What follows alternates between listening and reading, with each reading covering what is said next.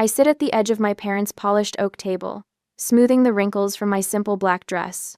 The fabric cost more than I should have spent, but tonight, I needed the armor of dignity.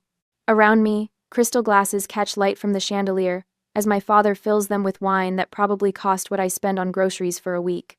To Sam's incredible win, Dad raises his glass, beaming at my sister. Youngest attorney in the firm's history to win a case of this magnitude. My mother reaches across the table to squeeze Sam's hand. We always knew you were destined for greatness. Sam glows under their attention, her perfectly highlighted hair falling just so as she modestly lowers her eyes. It was just good preparation, really. And natural talent, Mom adds quickly. Don't downplay your gifts. I take a small sip of water, gathering courage. The article I read about the case mentioned how you connected with the jury. That emotional intelligence is so valuable in... Did you tell them about the judge's comments? Dad interrupts, not even glancing my way. Samantha, tell them what he said afterward. My words evaporate like morning dew. I've been here a dozen times before this familiar ritual where Sam shines while I fade into the wallpaper. I focus on my breathing, on the weight of the fork in my hand, anything to ground myself as the conversation flows around me. Kylie, pass the potatoes, Mom says, the first time she's addressed me directly in 20 minutes. I comply, then venture another attempt. My department is implementing a new compliance system that I helped design. Did I mention Sam's firm is considering her for a junior partner? Mom cuts in, her voice lifting with pride. At 32, can you imagine? My throat tightens. I'm 29, 3 years younger than my brilliant sister, but somehow, I'm always decades behind in their eyes. Mom turns to me suddenly with that look, the one that precedes her helpful suggestions about my life. You know, if you'd finished that MBA instead of just your bachelor's, you might be further along by now. The MBA I postponed when they called sobbing about the foreclosure notice. The degree that's still sitting in the someday file while my savings account empties month after month. I'm doing fine, I manage. Mom sighs, exchanging glances with Dad. Fine isn't exceptional though, is it? She sets down her fork with precision. Honestly, Kylie, you're not even half the woman your sister is. The dining room goes silent. Even the antique clock on the mantel seems to pause its ticking. My hand trembles around my water glass, ripples forming on the surface. I can hear my heartbeat in my ears, feel heat crawling up my neck. The words slam into me like a physical blow, stealing my breath. The clock resumes its steady rhythm. Tick, tick, tick. In that moment, something shifts inside me. 4 years of silence, 4 years of sacrifice, 4 years of invisibility. Then let her pay the mortgage for this house, I say quietly. The words hang in the air like smoke. Dad's fork clatters against his plate. Mortgage? What mortgage? Sam's champagne glass freezes halfway to her lips, her expression suddenly uncertain. Mom's face drains of color so quickly I worry she might faint. Kylie, this is hardly dinner conversation. Who wants dessert? I made your favorite apple. No. The strength in my voice surprises even me. I pull my phone from my purse, fingers trembling as I open my banking app. What are you talking about? Dad blusters, his confident facade cracking slightly. We refinanced years ago. I scroll through my transaction history, finding the first payment from 4 years ago. I turn the screen toward them. February 15th, 2021. $2,500 to prevent foreclosure. Just this once, you said. Mom stands abruptly. This is ridiculous. I'm getting dessert. March, April, May. I continued, scrolling through the evidence. Every month for 4 years, between $1,200 and $2,400, depending on what crisis came up. Clyde. Dad's face hardens. We've had some temporary setbacks in the business. You know that. Temporary? 4 years isn't temporary. I turn to Sam, whose confusion is morphing into horror. Did you know that while you were buying your condo and getting promotions, I was keeping our parents from losing their house? Sam slowly shakes her head. They told me they were helping you financially, that you were struggling. A bitter laugh escapes me. Is that what they told you? A daughter supports her family, Mom says tearfully, returning without dessert. That's how we raised you. Family comes first, always. Family comes first, I repeat hollowly. But I'm not really family, am I? I'm an ATM. The backup plan, the safety net you never acknowledge. The realization washes over me with startling clarity. All those years of trying to measure up, of accepting less, of making myself smaller to fit into the box they'd built for me, and for what? So they could drain me dry while praising my sister for achievements that my sacrifice helped make possible? Sam sets down her glass carefully. How much, Kylie? Total? I meet her eyes directly. $84,000. Dad chokes on his wine. That's preposterous. But his protest lacks conviction. He knows. They all know now. My down payment for a home, I say, my voice steadier than I feel. My MBA, my future. The dining room falls silent again. But this time, the silence feels different. Heavy with truth, with secrets exposed to oxygen for the first time. And somewhere beneath the anger and hurt, I feel something else unfurling. Freedom. Back at my apartment that night, memories flash back as lightning. The phone rings at 11:37 on a Tuesday night. I nearly ignored it, already half asleep under my IKEA comforter in my rented one-bedroom, but something intuition or anxiety makes me reach for it. Kylie? Mom's voice breaks on my name, thick with tears. I didn't know who else to call. I sit up, suddenly wide awake. What's wrong? Is someone hurt? The house. A muffled sob. We're going to lose the house. We're going to lose the house. The next minutes blur as she explains through hiccuping breaths about missed mortgage payments, about Dad's struggling architectural firm, about the foreclosure notice that arrived today. Words like 30 days and auction steps punctuate her sobs. How much? I ask, already opening my laptop, navigating to my bank account. The screen glows harshly in my dark bedroom, illuminating the savings I've accumulated over 3 years of overtime and brown bag lunches. My down payment fund for a modest Denver condo, $2,500, she whispers, just to stop the foreclosure process. Charles swears the Brewster contract is coming through next month. She pauses. Honey, I wouldn't ask, but we have nowhere else to turn. My cursor hovers over the transfer button. The colonial-style house on Maple Street has been their home for 30 years. My childhood bedroom with the window seat. The oak tree I fell from at 8, breaking my arm. The dining room, where we gathered every Sunday for pot roast and potatoes. Just this once. Mom promises. Your father is mortified that I even called you. We'll pay you back the minute his commission clears. My finger clicks the mouse. $2,500 vanishes from my account, numbers shifting downward like an elevator in free fall. Thank you, sweetheart. Mom says, relief washing her voice clean of tears. We raised such a good girl. Dad gets on the phone briefly. Won't happen again, Kylie Bear. Just a tough month. His voice carries the forced heartiness I recognize from childhood. Disappointments, promised trips to the zoo canceled, Christmas bikes that never materialized. I stare at my account balance long after we hang up. The hollowness in my stomach has nothing to do with hunger. Just this once. 3 weeks later, Mom calls again. The bank made a mistake with the payment processing. Her voice carries a different note now, less desperate, more expectant. Just $1,200 this time. I transfer the money. A month passes. Your father's client is late paying, but the business will bounce back. Another transfer. By the 6th month, I've stopped waiting for the explanations to change. I've stopped expecting repayment. I set up an automatic transfer $1,500 monthly, directly to their mortgage company. It's easier than the phone calls, the tearful gratitude, the promises. My email notification pings on a Wednesday afternoon at work. Denver downtown condo development, pre-sale opportunity. I open it during my lunch break. Scrolling through images of the exact starter home I've been saving for walking distance to work, in my price range, available with just 10% down. I check my savings account. After 6 months of transfers, I'm back where I started 3 years ago. The condo units sell out in 48 hours. That night, I deferred my MBA program acceptance for the 2nd time. Financial circumstances. I write on the form. The university will hold my spot for 1 more year, they tell me. After that, I'll need to reapply. I created a spreadsheet. Columns for dates, amounts, running total. A separate tab for opportunities declined. Condo, education, the trip to Spain for my college roommate's wedding.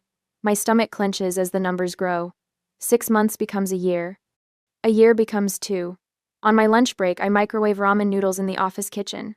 My phone buzzes with an Instagram notification. Mom at Marcello's, the upscale Italian place downtown, captioned Anniversary Dinner. Blessed. Dad's new golf clubs lean against their dining room wall in the background of another photo the following week. Can't make it this weekend. I text my friends who are planning a short camping trip. Tight on cash this month, the third such excuse this summer.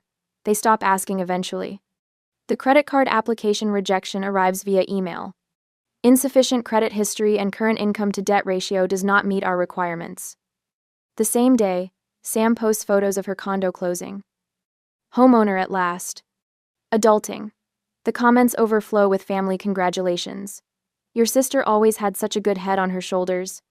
Mom tells me at Easter dinner, while I sit quietly, calculating how many more months of payments until I can restart my MBA fund.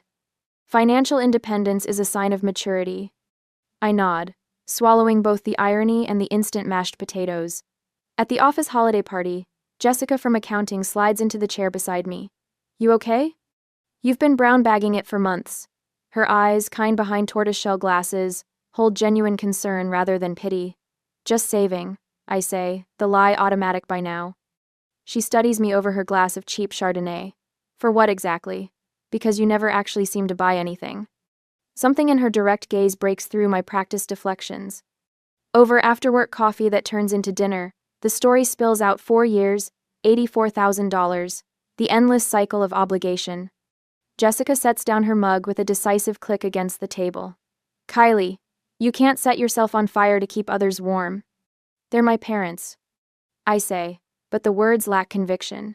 And you're their daughter, not their bank. She pulls a napkin toward her, uncaps a pen. Let's do some math. We calculate the true cost. Not just dollars, but compound interest lost, career advancement delayed, retirement contributions missed. The final sum makes my hands shake. They wouldn't understand, I whisper. Maybe not, Jessica agrees. But do you understand what you're giving up? That night, I stare at my bank app, thumb hovering over the automatic transfer. 4 years. $84,000. My finger trembles, not yet ready to press cancel, but for the first time, I can imagine doing so. Just this once, I think. I could skip just this once. See if they notice. See if they care. I press my thumb against the cool glass of my phone screen and close my eyes. When I open them, the transfer confirmation stares back at me. 1 more month of setting myself on fire. But something has shifted. In the reflection of my darkened phone screen, I catch a glimpse of determination in my own eyes that wasn't there before. As I didn't sleep after this terrible dinner, the bank app glows on my phone screen at 5:48 a.m. on Monday morning. I haven't slept. My thumb hovers over the cancel automatic transfer button as sunlight begins to peek through my apartment blinds. For 4 years, I've transferred between $1,200 and $2,400 each month to my parents' account, money that should have built my future. $84,000. A down payment on a Denver condo when prices were reasonable. The MBA, I kept deferring. A retirement fund with years of compound interest. All sacrificed to pay a mortgage that wasn't mine, for a house I don't live in, owned by people who last night said I wasn't even half the woman my sister islanded. My finger trembles as I press the button. Are you sure you want to cancel this recurring transfer? Am I? I press confirm. My stomach lurches like I've jumped from a diving board, but instead of water, I'm falling into freedom. The sensation is so foreign, I nearly reach for the trash can beside my bed. But beneath the nausea, something else blooms, relief so profound my body sags against the headboard. For the first time in 4 years, my next paycheck belongs entirely to me. The first call comes before I've finished my morning coffee. Dad's name flashes on my screen. I let it go to voicemail. Kylie. His voice is granite and gravel. What you did last night was inexcusable. We've supported you your entire life, and this is how you repay us? By abandoning your family when we need you most? Call me back. Immediately. I delete the message and block his number. By noon, Mom has left 4 messages, each more tearful than the last. By 3 p.m., I've blocked her too. Sam texts, they say you're punishing them. What's happening? They won't stop calling me. I type back, ask them about the mortgage payments I've been making for 4 years. 3 dots appear, disappear, reappear. Finally, I'm so sorry. I had no idea. The doorbell rings at 6:14 p.m. Through the peephole, I see my mother clutching a photo album to her chest. I press my forehead against the door, willing her to leave. "Kylie, honey, I know you're in there." Her voice carries through the wood. "I brought pictures from when you were little. Remember how we were always there for you? Remember your first ballet recital when you fell and your father carried you off stage? What I remember is working 3 jobs in college while Sam's tuition was paid in full. What I remember is postponing grad school to help with their temporary financial setback that somehow lasted 4 years." I don't open the door. By morning, my aunt in Phoenix has called to express concern about your poor parents. My uncle in Michigan emails about family responsibility. Cousins I haven't spoken to in years suddenly need to check on me. The family mobilization is impressive in its coordination. "They're good," Jessica says over coffee at the shop across from our office. She's the first friend I've confided in about the full situation. I've got to hand it to them, they've got the flying monkeys out in force. Flying monkeys? From Wizard of Oz. The Wicked Witch sends them to do her dirty work. She stirs her latte. It's a classic manipulation tactic. When the direct approach fails, enlist others to apply pressure. I've known Jessica for 3 years, but at this moment, she feels like the first person who's truly seen me. I made an appointment with a financial advisor. I told her. Tomorrow morning. She reaches across the table to squeeze my hand. "I'm proud of you." The financial advisor's office smells like leather and lemon polish the next day. Martha adjusts her glasses as she reviews my statements. $84,000 over 4 years. She sets down her tablet. "And they never disclosed this to your sister or acknowledged it publicly?" "No." "And you had no legal obligation to pay their mortgage?" "No." "Then what you've experienced is financial exploitation." She leans forward, voice firm. "Family exploitation is still exploitation, Kylie." Hearing someone in authority name it sends a shiver down my spine. I've been exploited. Not helped, not supported, my family exploited. "Let's make a personal budget," Martha says, "one that prioritizes your future." When she shows me the projection of where I could be in 5 years without the drain of my parents' mortgage, tears spring to my eyes. College funds for future children. Retirement contributions that actually match my company's offering. A down payment fund that grows instead of depleting monthly. "This is what financial health looks like," Martha says gently. The next morning, I opened my first investment account with the $1,400 I would have transferred to my parents. The act feels like planting a flag on distant territory. This money is mine. This future is mine. That afternoon, I enrolled in the graduate course I've deferred for 7 consecutive semesters. "Welcome back, Miss Anderson," the admissions counselor says. "We've held your spot." 3 weeks have passed. The calls from extended family taper off. Sam texts occasionally careful, neutral messages that skirt the edge of our family's new reality. My parents alternate between radio silence and escalating attempts at contact. I've rehearsed what I'll say when I finally speak to them. Jessica helps me craft the script, and I practice in front of my bathroom mirror. "I love you, but your mortgage is not my responsibility." Simple, direct, unassailable.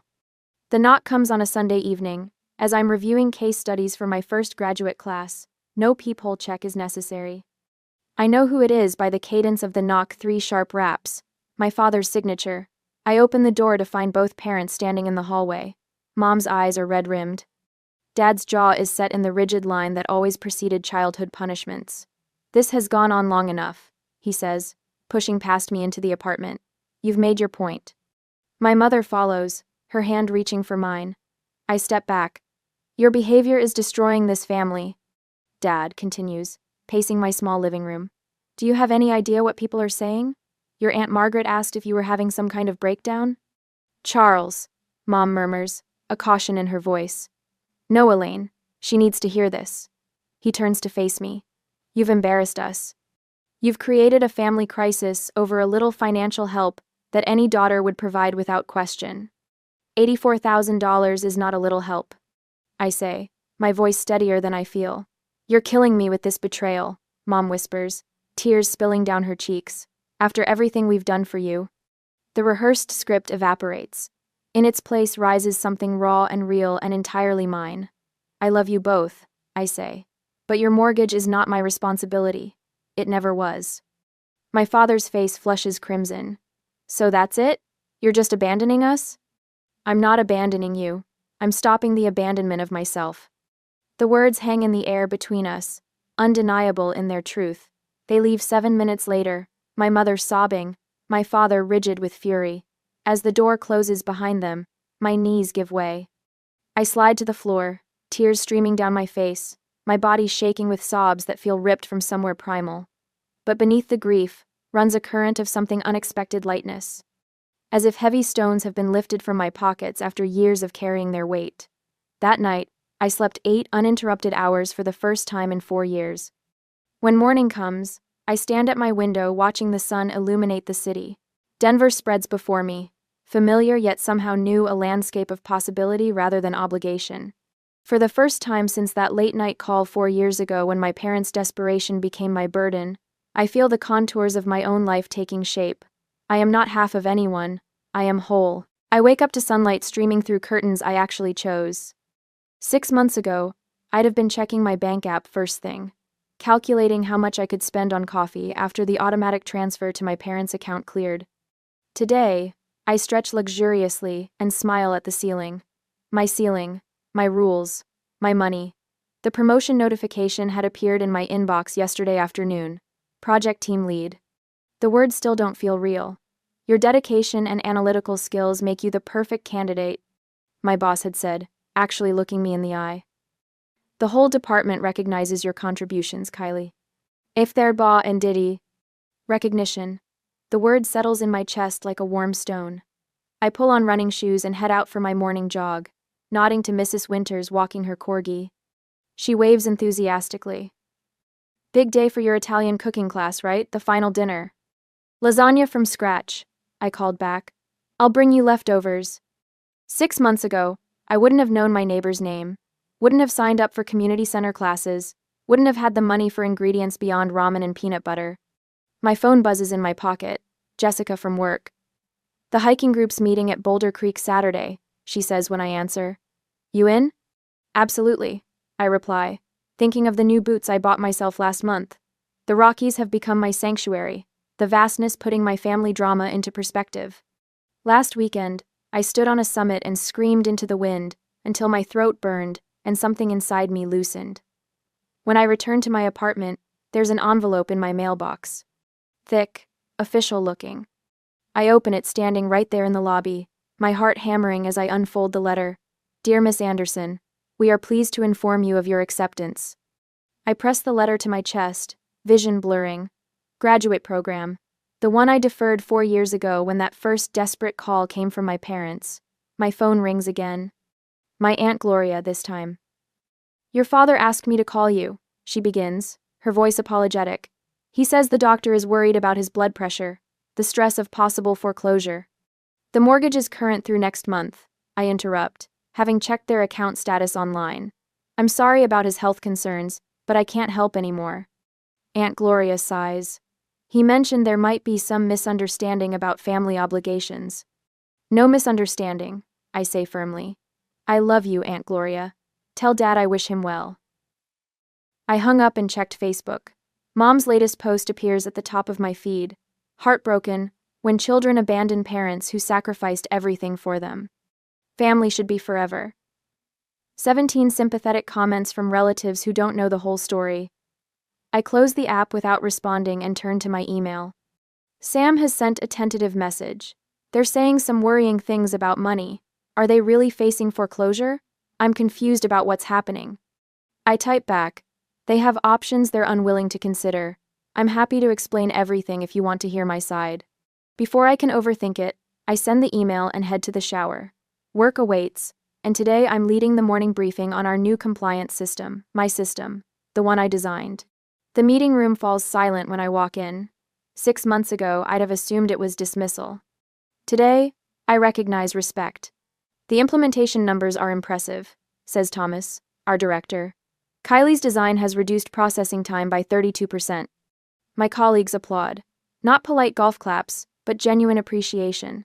I stand straighter and begin my presentation with confidence I'd never have recognized in myself before. That afternoon, my desk phone rings with an unfamiliar number. Kylie Anderson? This is Marissa Johnson, with Parker Executive Search. I'm calling about a director position in Seattle. I nearly dropped the phone. I'm sorry? Your name was recommended by someone who was very impressed with your compliance system design. The position is with Westlake Financial Technologies. Would you be interested in discussing it? My mouth goes dry. Seattle? 45% salary increase from your current position, plus equity. I scribble the number on a post-it, promise to call back, and sit stunned at my desk. Seattle. 3 states away from the magnetic pull of familial obligation. A director position leapfrogging 2 management levels. That evening, I opened my laptop and requested a virtual tour of apartments in Seattle. The realtor shows me a 14th floor unit, with floor-to-ceiling windows. The Space Needle gleams in the distance. What's the price range? I ask cautiously. She names a figure that, 6 months ago, would have been impossible. But now, with no mortgage payments draining my account, I pull up a spreadsheet and calculate quickly. 2 years of the offered Seattle salary would equal 4 years of what I'd paid toward my parents' mortgage. The phone rings. Sam. I talked to Dad, she says. He admitted everything. 4 years of you paying their mortgage while they told me you were struggling and they were helping you. Her voice breaks. They took advantage of you, Kylie. I'm so sorry I didn't see it. Something shifts inside me, the last piece of a puzzle clicking into place. It's not your fault. Are you really considering Seattle? She asks. Mom and Dad heard through the grapevine. They're furious you didn't tell them first. I laugh softly. Seattle feels right. I'm ready for something bigger than myself. That weekend, I began packing my Denver apartment. Each item goes through a simple test. Does this serve my future, or anchor me to the past? The pile for donation grows larger than the pile to keep. My phone pings with a text from the Seattle company. The contract is ready for electronic signature. Benefits begin on day 1. Relocation assistance included. I look around my half-packed apartment, at the graduate program acceptance letter on my fridge, at the hiking boots by the door. For the first time in my adult life, everything I own represents choices I made for myself. I signed the contract. A month after signing the contract, I stand at the panoramic window of my Seattle condo, watching dawn paint Mount Rainier in hues of amber and rose. 14 floors above the city, I've built a life where I matter, where my voice carries weight. My phone buzzes on the granite countertop. Another text from Mom about how they're managing without my support. I ignore it, sipping coffee that costs more than I would have allowed myself in Denver. Small luxuries no longer trigger guilt. The second buzz isn't from my parents. It's Grace, my former neighbor in Denver. Thought you should see this. Sorry. I tap the attachment. The image loads slowly, pixel by pixel, as if my phone is trying to protect me from what it contains. A vinyl banner stretches across my parents' Tudor-style facade. Bold red letters against white. Congratulations, Sam, for saving the family home. My coffee cup hits the hardwood with a crash. Hot liquid splashes my bare feet, but I barely register the burn. My lungs compress as if squeezed by invisible hands. 4 years, I whisper to the empty room. $84,000. I sink to the floor, ceramic shards pressing into my palms. Not from weakness this time. From rage so pure it requires anchoring to the physical world. They've erased me. Again. But worse, they've rewritten history entirely. When my breathing steadies, I retrieve my laptop and open my banking app. 4 years of statements. 4 years of transfer confirmations. Texts from Mom with variations of just this once and we'll pay you back soon.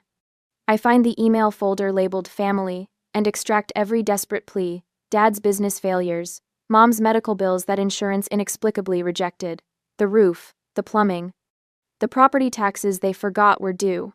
The printer hums as I create a paper trail of their deception. While it works, I forward each piece of evidence to my personal email, then to a separate account I've created solely for this purpose. Digital receipts of years of manipulation. My phone rings. Sam's name flashes on the screen. Have you seen it? She asks without preamble. The banner? Yes. Kylie, I swear I had nothing to do with this. They told everyone at church that I've been making their mortgage payments since you abandoned them. I laugh, a hollow sound that bounces off the walls of my expensive condo. Of course they did. There's more, Sam continues, her voice dropping. They're hosting a family appreciation dinner next weekend, to honor my sacrifice. The formal invitation arrived in my email that afternoon. Cream-colored electronic stationery with flowing script. Join us in celebrating Samantha's selfless dedication to family values. Mom's voicemail follows. We hope you can set aside our differences to celebrate your sister. Family should support each other in times of recognition. Family should support each other in times of recognition. I trace my finger over the date. Next Saturday. I could book a flight. I should book a flight. I dial Jessica, my former coworker who first helped me see the patterns. They're crediting Sam with paying their mortgage. I tell her, my voice surprisingly steady.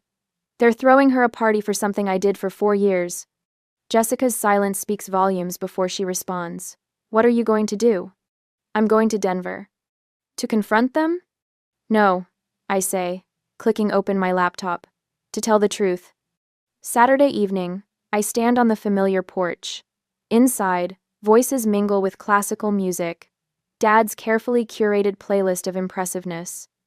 I'm wearing a tailored charcoal suit that cost more than I would have spent on 3 months of clothes in my old life. Power armor. The folder under my arm contains every record, printed in duplicate. My laptop bag holds a flash drive with a presentation I've prepared with meticulous detail. Sam opens the door before I knock. You came, she whispers, eyes wide. Did you think I wouldn't? She steps aside, revealing the living room transformed for the occasion. Flowers I know they can't afford, catering from the expensive place downtown. A projector screen displaying a slideshow titled, The Anderson Family Legacy of Support. My mother spots me first, her champagne glass halts midway to her lips. Kylie, what a surprise. Her voice carries that artificial brightness reserved for uncomfortable public situations. We weren't sure if you'd make it, with your busy new life. Dad turns, his practiced smile faltering when he sees my expression. Pumpkin, come in, come in. We're just about to toast your sister's incredible generosity. The room falls quiet as I walk toward the projector. Aunts, uncles, cousins, church friends all watching as I set down my folder on the side table. May I add something to the presentation? I ask, my voice carrying across the silent room. Dad hesitates, then nods with the confidence of someone who believes they control the narrative. Of course, of course. Our younger daughter wants to honor her sister too, how wonderful. I connect my laptop to the projector cable, replacing their slideshow with my own. The title slide appears. 48 months, $84,000, Kylie. What's this? Mom asks, her voice sharp. The truth. I answered simply. The first slide displays a spreadsheet. Dates, amounts, account numbers partially redacted. Transaction descriptions that tell their own story. Emergency transfer to parents. Mortgage payment. Property tax payment. Insurance premium. I don't think this is appropriate dinner conversation. Mom interjects, moving toward the projector. Neither is lying to your entire social circle. I counter, clicking to the next slide. Text messages appear, enlarged for everyone to see. Mom, Kylie, we're desperate. Just this once. The bank is threatening foreclosure. Mom, your father's business will recover soon. Just help us through this month. Mom, family comes first, always. We'd do the same for you. Murmurs ripple through the gathered guests. Aunt Martha's hand covers her mouth. Uncle Pete shifts uncomfortably in his seat. You're publicly humiliating us, Dad hisses, his face flushed crimson. I meet his gaze steadily. If the truth embarrasses you, that is not my fault. The next slide contrasts Dad's business expense reports with their credit card statements, golf club memberships, weekend getaways, restaurant bills exceeding what I spent on groceries in a month. Stop this immediately, Mom demands, her voice cracking. But I continue, slide by slide, building the case that I've subsidized their lifestyle while they showcased Sam as the successful daughter and dismissed my contributions. Sam stands frozen, horror dawning on her face as she comprehends the scale of deception, not just against me, but against her too, used as their golden child while I was used as their ATM. When the final slide appears, the banner photo with the truth superimposed across it, the room has fallen into stunned silence. $84,000. I say quietly. My down payment, my MBA, my future. Aunt Judith, Dad's eldest sister, rises slowly from her seat by the fireplace. For a moment, I think she'll defend them, she always has. Instead, she begins to applaud. Slow, deliberate claps that echo in the silence. It's about time someone told the truth in this family, she says, her voice carrying the weight of decades. Two of my cousins nod, recognition in their eyes. The family patterns aren't new, just finally exposed. Mom attempts one last deflection. Family matters should stay private, Kylie. This is inappropriate. Private like the banner on your house? I ask. Sam moves then, crossing the room to stand beside me. She doesn't speak, doesn't need to. Her presence next to me says everything. For the first time in our lives, we face our parents as a united front, the golden child and the invisible one, standing together in truth. And in that moment, I feel the last chains of obligation finally break free. 6 months after the confrontation, the Seattle morning light streams through floor-to-ceiling windows, illuminating my face as I stir honey into my tea. Sam sits across from me at the corner cafe, her lawyer posture relaxed for once, hair pulled back in a simple ponytail instead of her usual perfect blowout. I still can't believe they showed up here with papers to add your name to the deed, Sam says, shaking her head. After everything. I smile, watching ferry boats cross Elliott Bay. Their version of an apology, I suppose. And you turned it down. Not a question, but a statement of respect. I already own my own home. I tell her, gesturing toward the gleaming high-rise visible from our window. What I need is respect, not a name on paper. 6 months since the truth shattered our family's foundation. 6 months of rebuilding not what was, but something new. Something honest. My phone buzzes with an industry newsletter notification. Anderson Team wins Innovation Award for Compliance Solution. My team, my leadership. Sam notices my smile. Another win? I show her the screen. Vice President sounds good before my name, doesn't it? Better than mortgage payer in secret. She reaches across the table, squeezes my hand. You're speaking at that finance conference next month, right? Ethical leadership panel. I laugh at the irony. Apparently standing up to financial exploitation qualifies me as an expert. Later that evening, I lace up hiking boots as 3 friends wait by the door. No elaborate excuses about tight budgets. No calculating whether I can afford gas. Just 4 women heading to Mount Rainier because the wildflowers are blooming. Rachel asked about you again, Tina says as we drive, wiggling her eyebrows suggestively. The architect? Heat crawls up my neck that has nothing to do with embarrassment and everything to do with possibility. Dating without financial anxiety feels like breathing new air. On Tuesday, I stood before 20 young women at the community center's financial literacy workshop. Boundaries aren't selfish. I tell them, my voice steady with conviction earned through fire. They're the foundation of authentic relationships. A girl in the back row asks, but what if it's family? Especially then, I answered, meeting her eyes directly. When Sam returns in August, we cook pasta in my kitchen, tomato sauce bubbling as Frank Sinatra plays.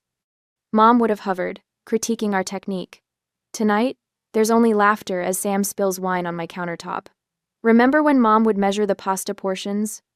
Sam asks, twirling noodles onto her fork. 2 ounces for you, 3 for Dad, 1 for me because actresses need to stay slim. And now look at us. I gesture to our heaping plates, rebels with carbs. We talk late into the night, about childhood patterns we never questioned, about adult choices we're now making differently.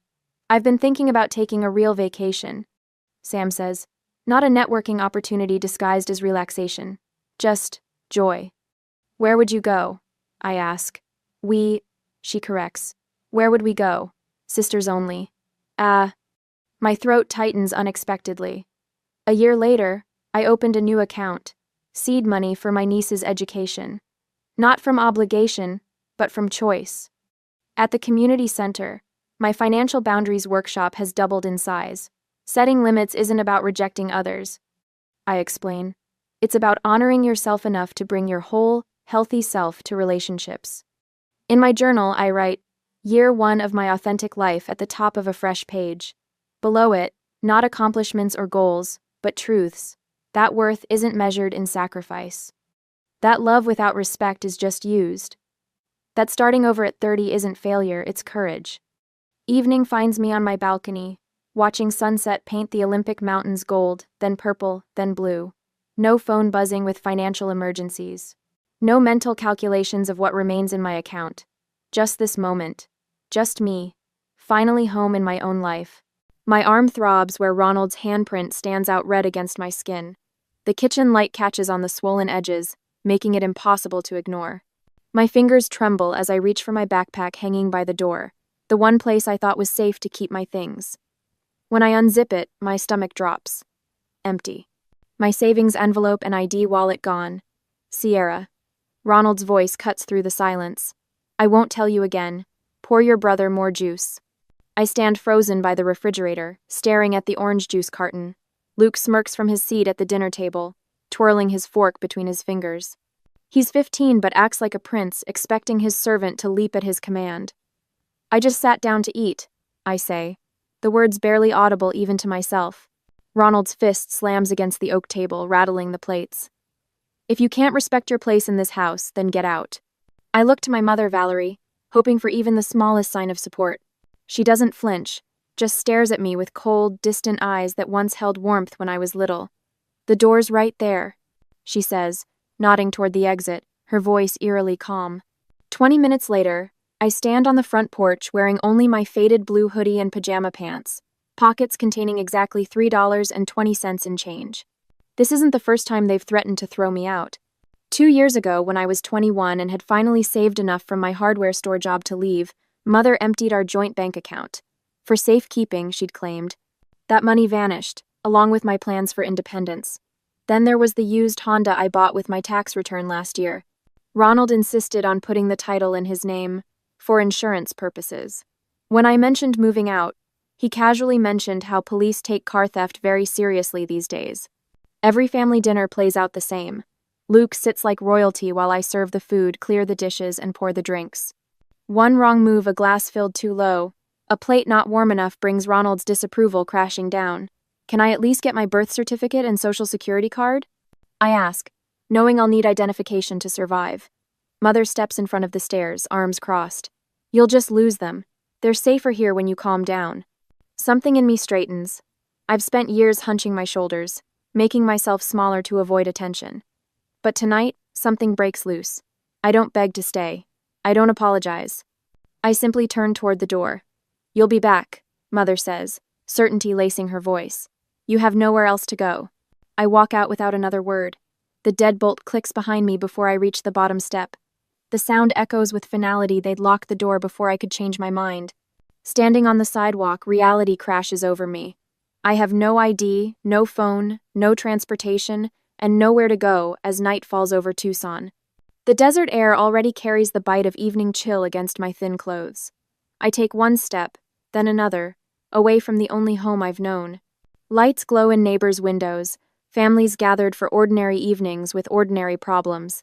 To them, I'm just a shadow passing under the streetlights. My eyes burn, but I refuse to cry. Not here where they might see from the window. Not here where my tears would give them satisfaction. I walk with my head up, each step carrying me farther from their control, even as fear tightens around my throat.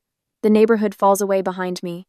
Ahead lies a city I barely know beyond the route to work, filled with people who have no reason to help me. But I keep walking, one foot in front of the other, dry-eyed and silent. I am Sierra Thorne, and tonight I own nothing but my name and the space I take up in the world. But for the first time, that space belongs entirely to me. Later that same night, the shadows deepen as I wander past shuttered storefronts, their metal grates pulled down like eyelids closed against the night. My feet ache from the rough pavement, each step a reminder of how unprepared I am for this new reality. The temperature drops with every passing minute, the desert air surrendering its heat to the vast, uncaring sky. I turn down a service alley behind Jose's tire and wheel, seeking shelter from the wind that now carries a chill sharp enough to slice through my thin hoodie. The scent of rubber and motor oil hangs in the air, oddly comforting in its familiarity after years of washing Ronald's grease-stained work clothes.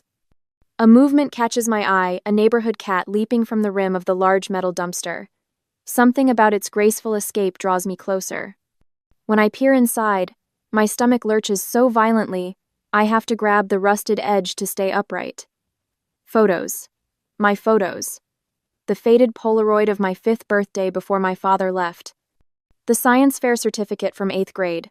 My grandmother's hand-knitted blanket. The contents of my life tossed away like spoiled food. I reach in with trembling fingers and pull out my childhood journal, its corners damp from something I don't want to identify. The realization hits me with physical force. They hadn't thrown me out in a moment of anger. This was planned. While I stood on the porch, they were already erasing me from the house. My legs give way and I slide down against the brick wall, the rough surface catching at my hoodie. The night air bites deeper now, and I wrap my arms around myself, suddenly aware of the dropping temperature. Desert nights turn bitter cold, and I have nowhere to go as the thermometer continues its downward slide. I force myself to stand again. Dwelling on betrayal won't keep me warm. The gas station at the corner offers a payphone, a relic I'd never imagined needing in the age of smartphones. I count my change. Exactly enough for one call. Emma will help. She has to. The phone feels alien in my hand as I punch in the familiar number. 1 ring. 2. 3. Hello? Emma's voice sounds small, guarded. Emma, it's Sierra. I need... Sierra. My name comes out like a sigh. I was afraid you'd call. The fluorescent lights of the gas station buzz overhead, casting my shadow against the graffiti-covered wall. The night attendant watches me through the security glass, suspicion evident in his narrowed eyes. They already called everyone. Emma continues, her voice dropping to nearly a whisper. Your mom and Ronald. They said you stole money from them and attacked Luke. My free hand tightens around the receiver. That's not true. They told us you've been unstable, that we shouldn't let you stay with us because you might be dangerous. The cold metal of the phone booth seeps into my skin. I'm standing barefoot in pajama pants outside a gas station while my entire support system crumbles with each passing second. Your mom said the police are looking for you. Emma adds, her voice heavy with something between pity and fear. She called my parents, Sierra, and Jess's parents, and Coach Miller, everyone. My mind races to grasp what this means. Without ID, I can't check into a motel. Without ID, I can't access my bank account. Without ID, I can't apply for emergency housing or prove who I am to any official who might help me. The shaking in my hands becomes more pronounced not just from cold or shock, but from the growing realization that I've been cut off completely. My anxiety medication is sitting in the bathroom cabinet at home, and without it, the world feels sharper, more threatening.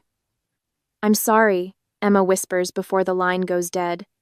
I stand frozen, the dial tone humming in my ear until the attendant taps on the glass and points to a sign. No loitering.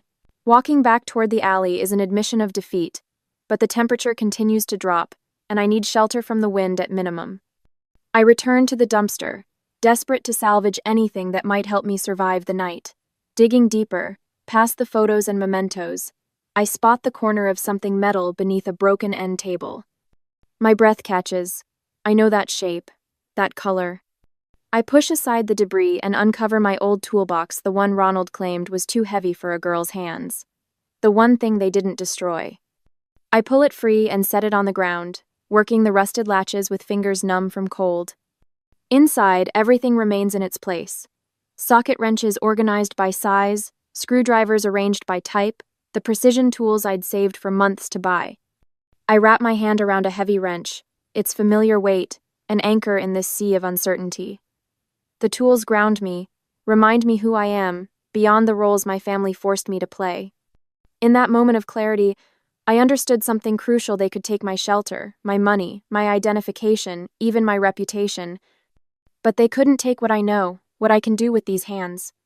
As I stand there in the alley, tools in hand but nowhere to go, I wonder if I should try to reach out to distant relatives who might not have heard my mother's lies, or if I should disappear completely and build something new where no one knew my name. Which path would you choose when the people meant to protect you become the ones who cause the most harm? 2 days into this horrible experience, and in the morning, my stomach twists as I stare at the police report printout someone left on the windshield of the junker I've been sleeping near.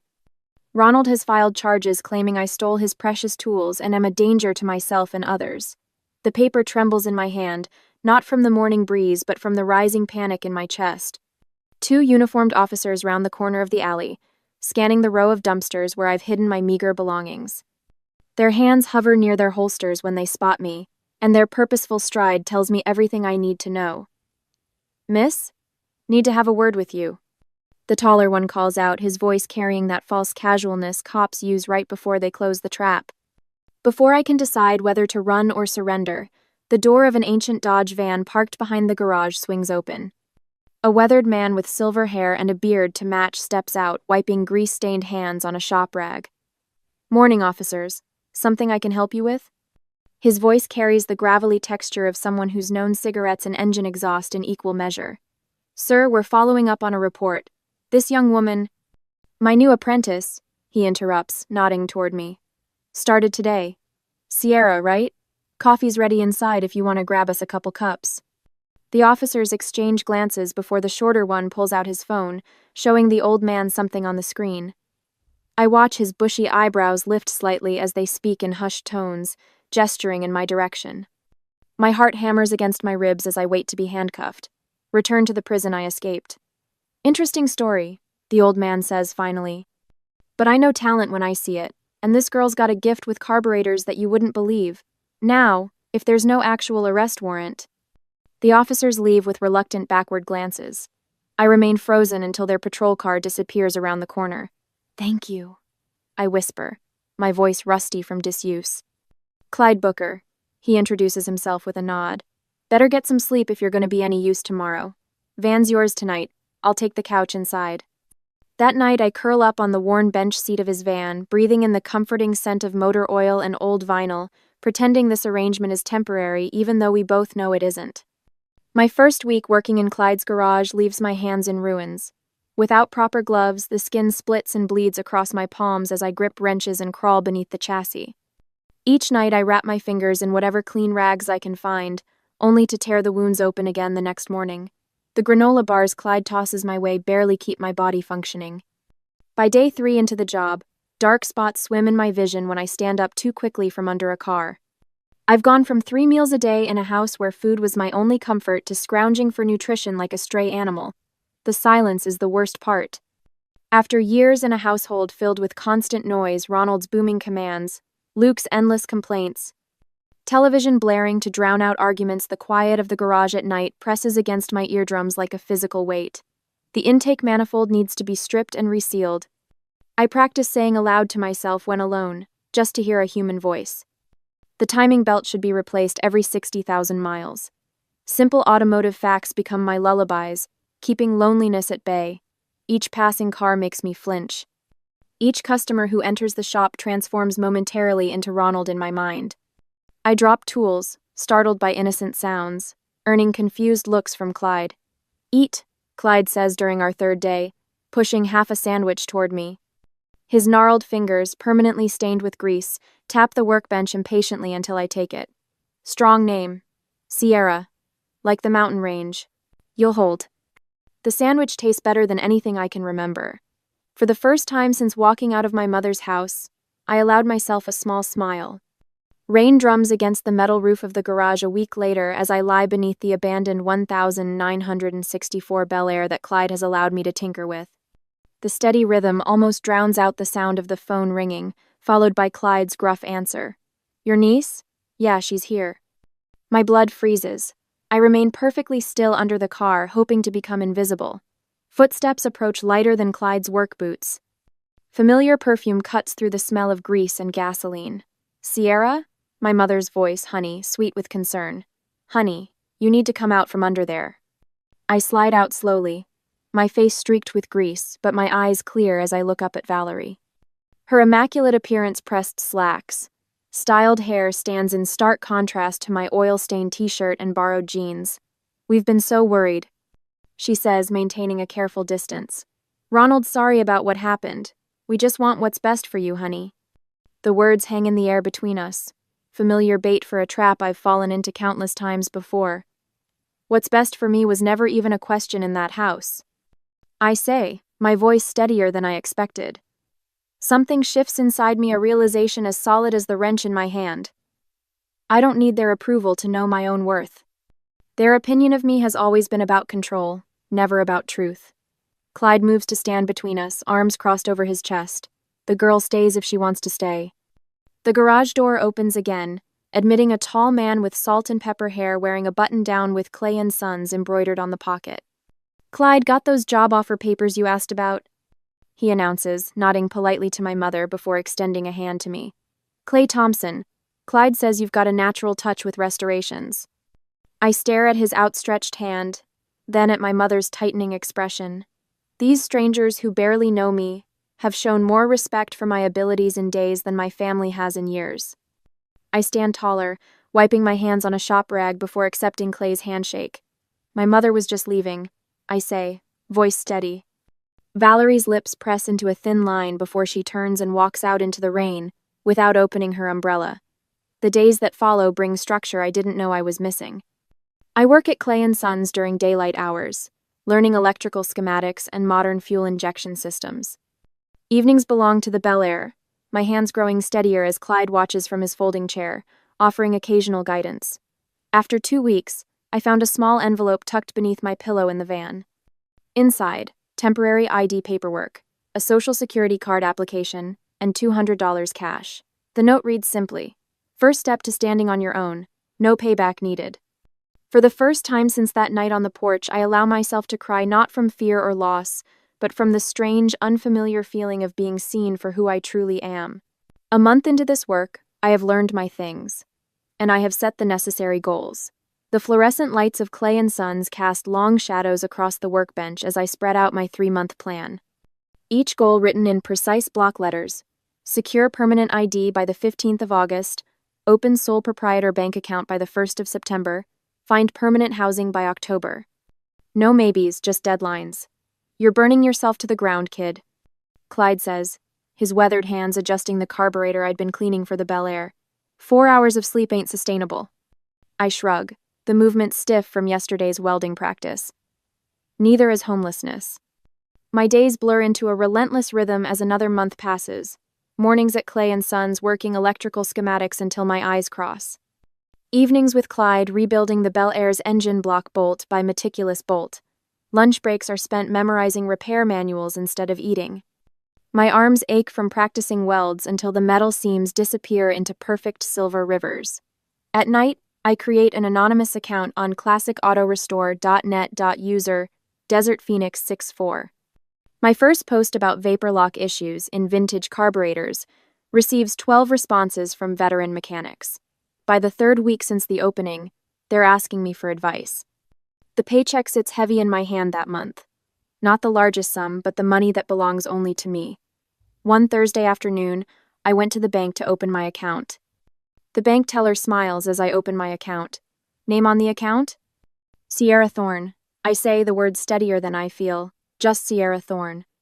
The computer prints my receipt with only my name across the top. No joint holders. No one drains it while I sleep. 2 days later, Ronald's truck screeches into Clay's parking lot, gravel spraying against the shop doors. His face is florid, veins prominent across his temples as he barrels through the front office. "Where's Thompson? I need to speak to whoever's in charge of this establishment." His voice carries the artificial dignity he saves for intimidating service workers. Clay emerges from beneath a Ford Mustang, wiping grease from his hands with a shop rag. At 65, he stands straight as a fence post, his silver hair cropped military short. That'd be me. Clay Thompson, owner. His voice remains level, but his eyes narrow slightly. "Something I can help you with?" Ronald jabs a finger toward where I stand, frozen by an engine hoist. "You need to terminate her employment immediately. She's unstable, has a history of theft. Stole family heirlooms before running away." Clay glances at me, then back to Ronald. "Only unstable person I see is the one yelling in my shop. Sierra's the best junior tech I've hired in years." Ronald's face darkens. "You don't understand. There are legal implications to harboring a troubled individual. Her mother and I are concerned for her welfare." "Legal implications?" Clay's eyebrow rises. Interesting choice of words. "I can have my attorney contact you if necessary." Clay sets down his rag with deliberate care. "I practiced law for 30 years before retiring to open this shop, specialized in family court and employment discrimination. Still keep my bar membership current." His voice drops. "So, if you're considering making false claims about my employee, I'd reconsider." The other mechanics have stopped working, tools silent as they watch. Ronald's gaze darts between them, suddenly aware of his audience. "This isn't over," he mutters, backing toward the door. "Actually, sir, I believe it island." Clay turns to the others. "Back to work, folks. These cars won't fix themselves." As I watch Ronald storm out, I wonder if I should document everything in case they escalated further, or simply focus on building my new life without looking back. Would keeping evidence protect me, or just keep me chained to the past? That evening, Clay calls me into his office.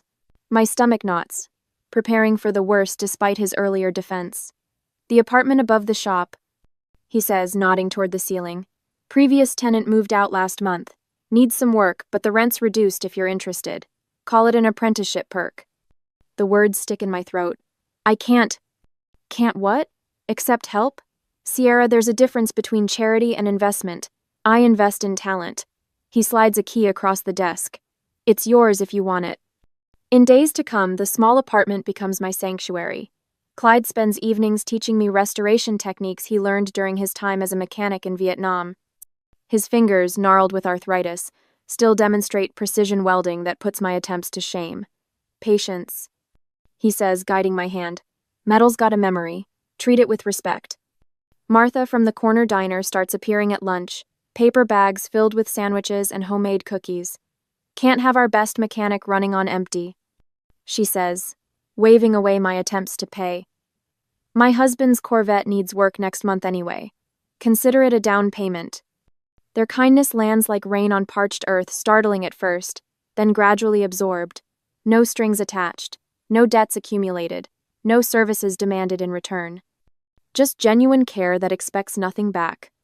Two customers chatting near the coffee machine don't notice me underneath the car they're leaning against. Ronald Thorne's landscaping business is circling the drain, one says. Heard he's drinking heavy now. Wife barely leaves the house anymore. Karma's a patient collector, the other replies. The shop phone rings later that afternoon. When I answer, there's breathing on the line, then a click. The caller ID shows Luke's cell number. That evening, Clay posts a flyer on the break room bulletin board. Phoenix Motor Revival Expo 2025, in bold letters across the top. The Bel Air's restoration is 3/4 complete, its gleaming body a testament to hundreds of hours of meticulous work. I trace my fingers over the expo date. For the first time, I'm building something that can't be taken away. 2 months later, as I was preparing for the expo, my phone buzzed against the workbench, rattling my socket wrench. Unknown number. My heart trips over itself when I answer. Sierra. My mother's voice sounds wrong. Strained. Can we talk? That week, Valerie shows up at my apartment above Clay's shop. Her appearance shocks me. Hair unwashed, eyes darting, fingers constantly rearranging her purse strap. Nothing like the composed woman who locked me out 7 months ago. You look good. She lingers in the doorway, scanning my small apartment. Not much to see: a bed, kitchenette, and a desk covered with restoration manuals. I've been thinking about us, about family healing. I remain standing, arms folded. What do you want, Mom? We heard about the Bel Air. Her smile wobbles. Ronald thinks we could help with the restoration. Make it a family project. He has connections at the expo, people who could feature your work, our work, prominently. The real agenda surfaces when she adds, Ronald already told his clients he's been restoring a classic. The Bel Air would be perfect to showcase at his booth. Her eyes narrow. Though I wonder about the paperwork. Do you have proper documentation for that car? Ronald mentioned something about titles needing to be in order for the expo. The threat hangs in the air between us. I walk to my desk without a word, open the top drawer, and remove a folder. The weight of it in my hands feels satisfying. Clyde signed over the title to me 3 months ago. I lay the transfer papers on the table. The Bel Air is legally mine. Her face tightens as I open my laptop, clicking through photo folders. I've documented every step of the restoration, timestamp on each photo. I turn the screen toward her. 342 images showing every repair, every replacement part, every hour of work. From the same drawer, I pull out my new driver's license, bank statements, and the lease agreement Clay drew up. I've rebuilt more than just a car.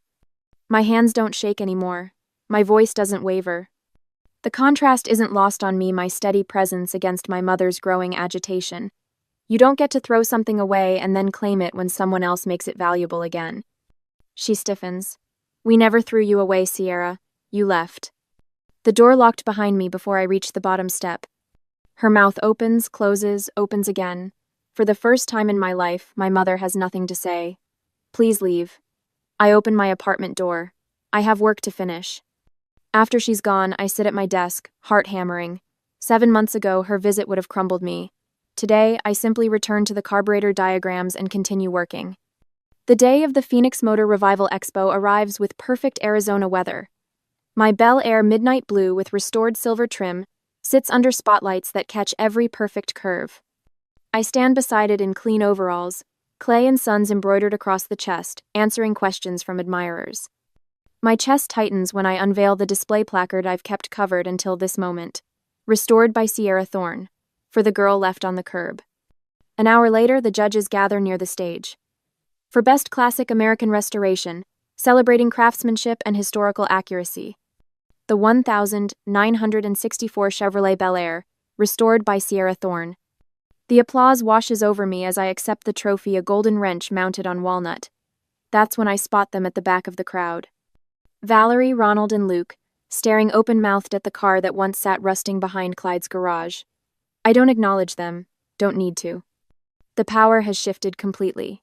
Miss Thorne, could you explain the original factory specifications for this carburetor setup? An older man in a vintage car club jacket leans close to examine my work.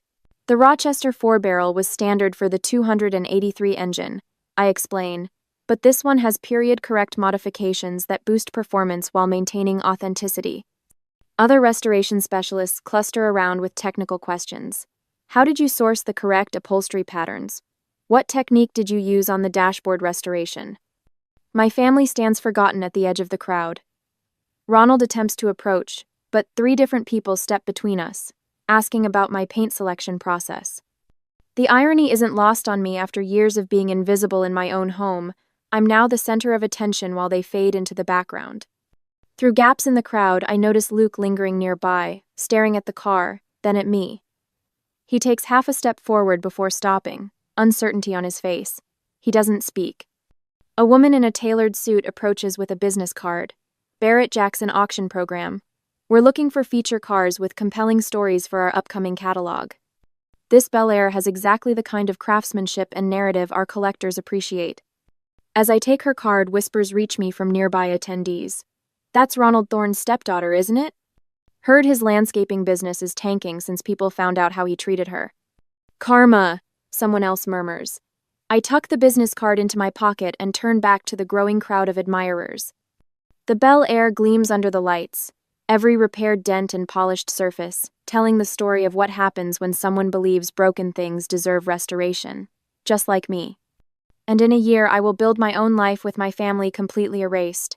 My hands glide over the polished steering wheel of the 2064 Bel Air, no longer shaking when I speak to the 2 apprentices watching my every move. The carburetor sits disassembled on the workbench, each piece arranged in perfect order. Notice how the float needle shows wear at this specific point? I point with a steady finger. That's your first clue something's restricting fuel flow. The younger apprentice, a lanky college dropout named Danny, leans closer. How'd you learn to spot that so fast, Sierra?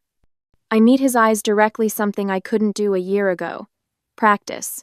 And learning the hard way. At 24, I've become the senior restoration specialist at Clay & Sons. Instead of serving juice to my stepbrother, I now supervise a team that nods when I speak. The latest issue of Restoration Monthly sits open on my desk, featuring a full-page spread of the Bel Air with my bylined article on carburetor rebuilding techniques. Miss Thorne? Clay appears at the doorway. Customer with the 2057 Thunderbird has questions about the electrical work. Can you walk him through it? I stand taller now, shoulders squared instead of hunched. Sure thing.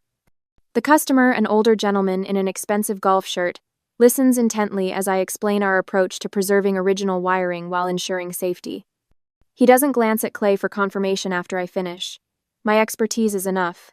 Later that evening, the garage fills with the aroma of turkey and stuffing. The long work table has been cleared of tools and covered with a red checkered tablecloth. Clay carves while Clyde arranges plates. 2 mechanics from the shop and their wives complete our circle. Sierra, would you pass the potatoes, please? Clay's wife asks. Certainly. Thank you for bringing them, they smell amazing. I reply, the simple exchange washing over me like a benediction. 1 year ago, a request at dinner meant a command. Now these words, please, thank you, certainly flow like oil through a well-maintained engine. No one's fist pounds the table when a glass tips over. No one watches me with cold eyes, waiting for mistakes. I lift my water glass. To the family we choose and the people who see us clearly. The others raise their glasses. Clyde's eyes crinkle at the corners, pride evident in the slight nod he gives me. After dessert, I find myself initiating a conversation about next year's Barrett-Jackson auction, not waiting for permission to speak, not measuring my words against potential anger. When I laugh at one of Clay's terrible jokes, the sound startles me with its freedom. A week later, Clyde invites me to the original garage where I first slept in his van. The space has transformed into my own restoration workshop, with equipment I've gradually purchased and organized to my specifications. Clyde pulls something from his pocket. Keys dangle from his weathered fingers. Got myself something newer. Figure you could use this for parts pickup. He gestures toward his old Dodge van parked outside. I take the keys, our calloused hands briefly touching. We don't speak, don't need to. The silent understanding between mentor and student transcends words. He sees the journey from the girl who trembled in an alley to the woman who stands before him now. The next morning, I slide behind the wheel of the Bel Air, windows down as I drive along the open Arizona highway. The desert stretches endlessly, the afternoon sun painting everything in gold. On the passenger seat rests a folder labeled Thorn Restoration, Business Plans, Loan Applications, and Location Scouting Notes for my own shop. I pass my old neighborhood without slowing, eyes fixed on the horizon where distant mountains rise in purple silhouette. The same mountains my name comes from. Sierra, like the mountain range. You'll hold. At a lookout point high above the valley, I park and step out, taking a deep breath of free air. The breeze carries the scent of creosote and possibility. As I sit watching the sunset paint those mountains, I wonder if forgiveness is something you owe to people who never acknowledged the harm they caused, or if moving forward without them is its own form of grace. Is letting go of anger enough? Or should reconciliation require something more from those who hurt you? The answer may not matter anymore. My hands rest steady on the steering wheel. The road ahead belongs to me,